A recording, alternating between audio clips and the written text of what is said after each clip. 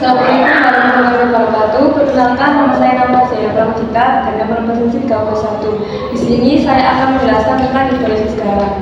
Nah, untuk pengertiannya sendiri, hidrolisis adalah reaksi kimia antara zat dengan air yang mengakibatkan pemecahan senyawa menjadi komponen asam dan basa. Nah, untuk syarat-syaratnya hidrolisis itu di salah satu garamnya itu ada lemak atau bisa dua-duanya juga lemak.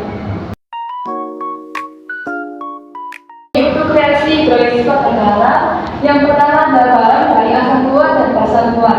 Di sini ada contoh NaCl. Untuk reaksi pembentukannya yaitu HCl plus NaOH menjadi NaCl plus H2O. Nah, garam yang dihasilkan ini NaCl ini dilarutkan dengan air maka akan terionisasi menjadi NaCl. Nah, NaCl ini terdiri dari ion Na plus dan Cl-nya. Lalu untuk reaksi hidrolisisnya Na plus, karena Na plus berasal dari NaOH yang bersifat basa kuat direaksikan dengan H2O maka tidak akan terhidrolisis. Begitu juga dengan Cl-nya. Cl-nya berasal dari yang bersifat asam kuat dan direaksikan dengan H2O maka tidak bisa terhidrolisis. Kalau kesimpulan untuk yang garam dari asam kuat dan basa kuat ini tidak bisa terhidrolisis. Ini bukan termasuk hidrolisis.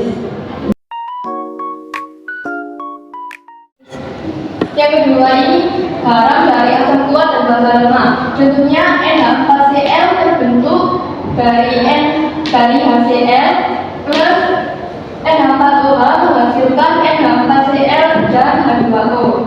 Nah, garam yang terbentuk ini dilarutkan dalam air akan terbentuk ion NH4 plus dan Cl-nya. Nah, untuk reaksi hidrolisisnya karena NH4 plus ini bersifat basa lemak maka dia bisa bereaksi dengan H2O yang menghasilkan zat semula yaitu NH4OH dan H+. Lalu untuk Cl ini karena dia bersifat asam kuat, jadi dia tidak bisa direaksikan dengan air. Nah, karena hanya salah satu ion saja yang terhidrolisis, jadi ini disebut dengan hidrolisis parsial.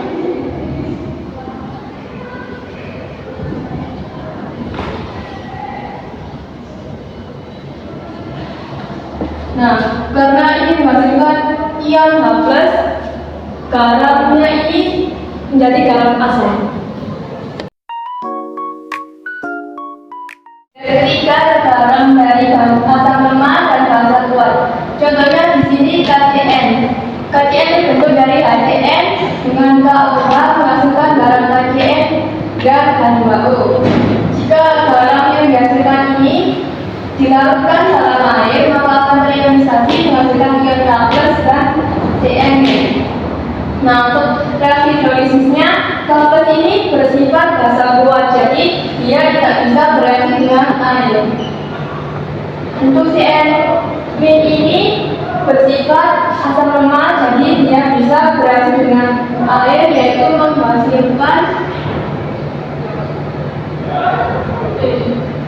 HCN dan OH-.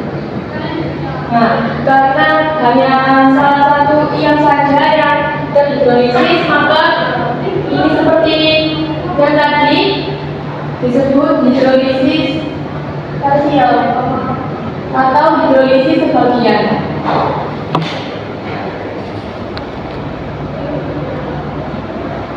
Nah, karena di sini menghasilkan yang OH, maka garamnya ini bersifat garam asam.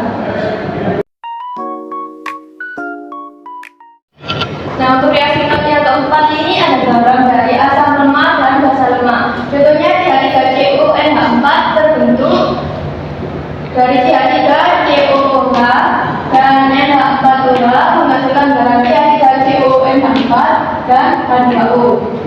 Karena garam yang dihasilkan ini Jika dilakukan dalam air, akan terionisasi membentuk ion CH3COO- dan NH4+. Nah, untuk reaksi hidrolisisnya, karena CH3COO- ini bersifat asam lemak, maka dia bisa terhidrolisis bereaksi oleh H2O yang menghasilkan CH3COOH dan OH-. Lalu yang NH4+ ini bersifat lemah, maka dia bisa bereaksi dengan H2O yang menghasilkan NH4OH dan H+.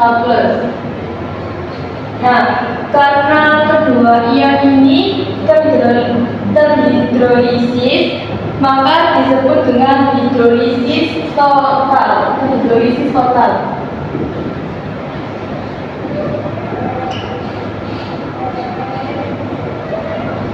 Nah, kalau di sini garamnya ini menghasilkan OH- bisa basa dan H+ bisa asam.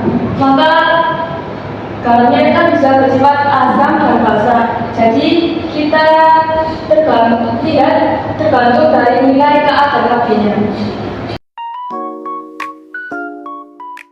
Nah, ini untuk rumusnya. Karena tadi kan sebelumnya ada basa kuat dan asam kuat, di sini kok ada, karena asam kuat dan basa kuat itu bukan hidrolisis garam.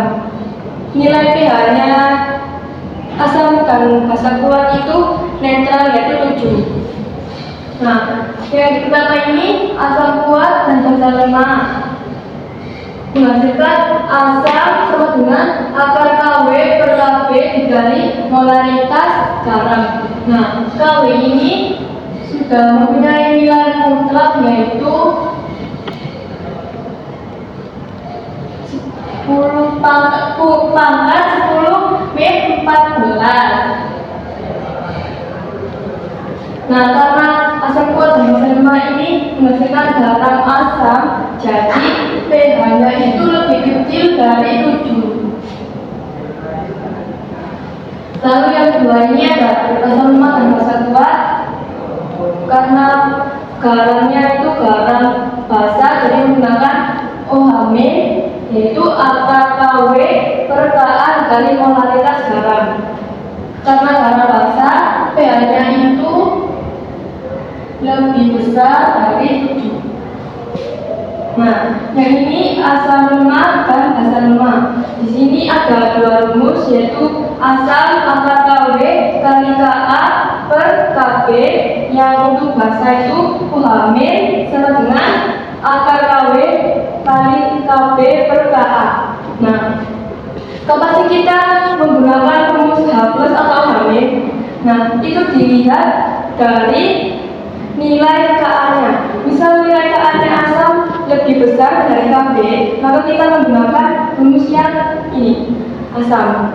Sebaliknya, jika Kb nilainya lebih besar dari Ka, maka kita menggunakan rumus basa. Sekian yang dapat saya jelaskan. Mohon maaf bila ada salah kata dan perbuatan. Assalamualaikum warahmatullahi wabarakatuh.